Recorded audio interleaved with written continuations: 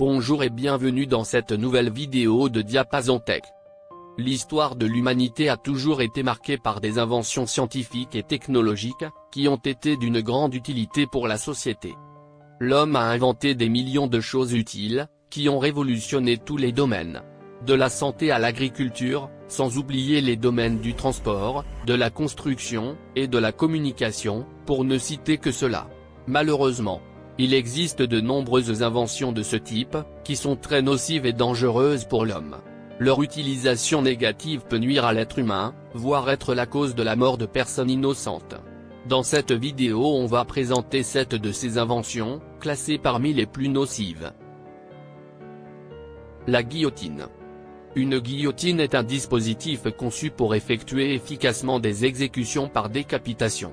Il a été inventé à la fin du XVIIIe siècle par un groupe dirigé par Joseph Ignace Guillotin, un professeur d'anatomie parisien. Ce dispositif d'exécution utilisait une lunette pour immobiliser le cou d'une victime, et une lame en croissant pour couper la tête. Pendant le règne de la terreur de la France, de 1793 à 1794, pas moins de 40 000 personnes ont été exécutées par la guillotine. Il a également été utilisé pendant la guerre d'Algérie pour l'exécution des prisonniers.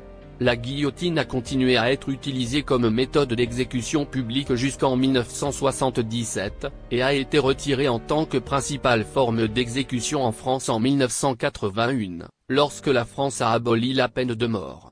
Conçue comme une méthode d'exécution humaine, elle est en réalité l'un des instruments les plus haineux au monde. Il orne aujourd'hui certains musées, et garde le souvenir des horreurs des inventions humaines notoires. Le gaz sarin. Le gaz sarin est l'un des agents neurotoxiques les plus utilisés et les plus efficaces, car une simple goutte peut être mortelle en quelques minutes seulement. C'est un liquide incolore et inodore à température ambiante, mais qui s'évapore rapidement lorsqu'il est chauffé.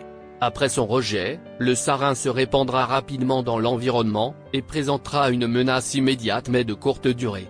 Découvert par hasard en 1938 par le Dr Schrader, un chimiste allemand spécialisé dans la découverte de nouveaux insecticides, ce produit chimique a été détourné par les nazis comme arme chimique. Il a été utilisé à maintes reprises par certaines armées comme gaz neurotoxique, pour la destruction massive de territoires ennemis, notamment l'attaque au gaz toxique de Halabja, la guerre Iran-Irak, et la guerre civile syrienne. Le sarin est répertorié parmi les armes de destruction massive. Il est porteur d'une mort horrible, car sa victime souffre beaucoup avant de mourir. L'agent orange. En 1943, le biologiste végétal Arthur Galston a mis au point un produit chimique, qui accélérerait la croissance du soja et permettrait de le cultiver dans des régions à courte saison. Il a commencé à travailler avec l'acide triodobenzoïque comme hormone de croissance des plantes. Cependant, à des concentrations élevées, l'agent orange peut défolier les cultures de soja et les détruire. Peu de temps après, l'armée américaine, en collaboration avec l'université de Chicago, a appris que ce composé pouvait détruire les récoltes des ennemis. Ainsi, il a été utilisé pendant la guerre du Vietnam. Les États-Unis ont pulvérisé environ 19 millions de gallons d'herbicide sur 2,6 millions d'hectares de terre au Vietnam, ce qui représente les 3/4 de la superficie de la Belgique. La pulvérisation a duré de 1961 à 1971, et a au total tué et blessé 400 000 personnes. C'était vraiment très nocif pour les gens, même cela affectait les bébés avant la naissance. Les mines terrestres.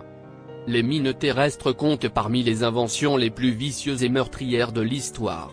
La première utilisation enregistrée de mines terrestres explosives, remonte à 1277 après J.C., en Chine. Ce sont des bombes qui sont enfouies sous terre, le long du périmètre d'un territoire pour créer des barrières tactiques défensives, et empêcher les ennemis de pénétrer. Un tel dispositif est généralement déclenché automatiquement par pression, lorsqu'une cible marche dessus ou roule dessus. Non seulement elles sont meurtrières, mais elles causent la mort de civils, parfois même plusieurs années après la guerre ou le conflit qui a nécessité l'utilisation de ces mines. Ainsi, le problème est que de nombreuses mines terrestres sont encore enfouies sous terre, et que beaucoup de personnes sont de nos jours blessées ou tuées par des mines terrestres non retirées.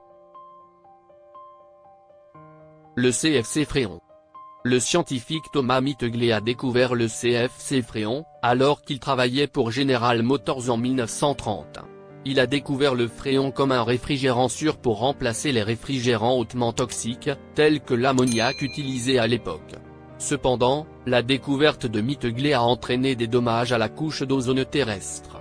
En effet, sous l'action des rayons ultraviolets du Soleil, les molécules de CFC11 se brisent et libèrent leur atome de chlore. Un seul atome de chlore peut détruire plus de 100 000 molécules d'ozone, avant de composer une molécule plus stable, et de disparaître. Ainsi, en raison de sa découverte, Mittegley est appelé l'homme qui a eu plus d'impact sur l'atmosphère, que tout autre organisme dans l'histoire de la Terre. Alors que de plus en plus de produits utilisent le fréon à diverses fins, des traces de trous d'ozone ont été signalées, principalement sur le pôle Sud. Heureusement, le protocole de Montréal, un traité international visant à protéger la couche d'ozone, en supprimant progressivement la production de nombreuses substances responsables de l'appauvrissement de cette dernière, a interdit l'utilisation du produit. Le TNT. Le TNT ou trinitrotoluène est l'un des explosifs les plus couramment utilisés pour les applications militaires, industrielles et minières. Il a été développé en 1863, comme colorant jaune inoffensif, par le chimiste allemand Joseph Wilbrand. Il n'avait aucune idée qu'il avait créé une arme qui allait changer la face du monde. En 1902, on a découvert que le TNT pouvait également être utilisé comme explosif destructeur, s'il était utilisé d'une certaine manière. Les Allemands ont reconnu le potentiel du TNT, lorsqu'ils ont commencé à en remplir leurs obus d'artillerie. Ces obus pouvaient percer le blindage de ses ennemis, en particulier le blindage des navires.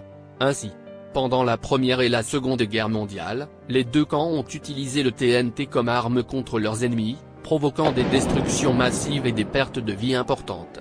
En raison de sa nature efficace et puissante, le TNT est toujours utilisé dans les entreprises militaires. La bombe atomique. Les engins explosifs dont l'énergie est obtenue par la fission nucléaire d'éléments fissiles comme l'uranium-235 ou le plutonium-239, sont appelés bombes atomiques. Ces bombes sont les plus meurtrières inventées à ce jour. Leur utilisation dans les bombardements d'Hiroshima et de Nagasaki ont déjà montré au monde la destruction et l'horreur qu'une bombe atomique peut causer. Le 6 août 1945, à 8h16, heure japonaise, un bombardier américain B-29 largue la première bombe atomique au monde sur la ville d'Hiroshima.